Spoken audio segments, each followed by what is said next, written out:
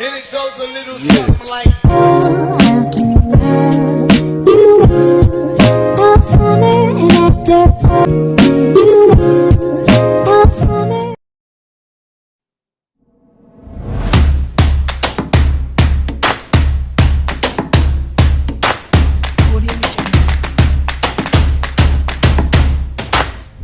Taong kumpirmadong mga edidente na naman sa pamabomba ng tubig ng Chinese vessels sa ilang barkong Pinoy sa West Philippine Sea.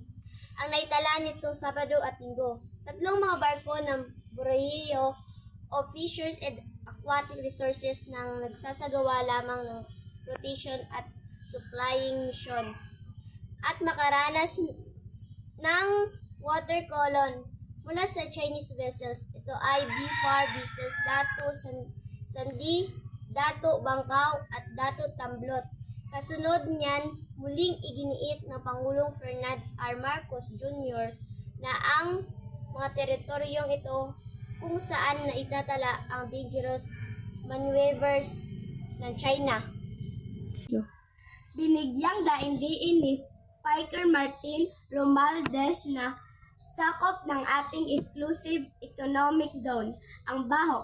Di masindok ang lugar kung saan pinigilan ng CCG pumatungo ang mga barko ng BFAR.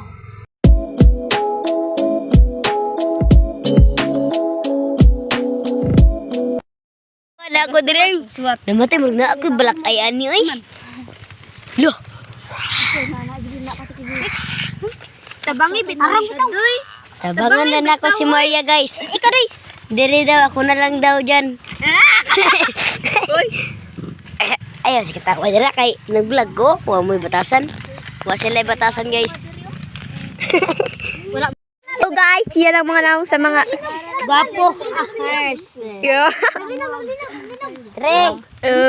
Kaya lang may lipin. Mga guys, wate. Uy, joke lang ha. Hoy, nalinog. Sige ni una o one. Walang una. One ang una. Lungko ni bali. Sibin niya kudusuan. Boy, yung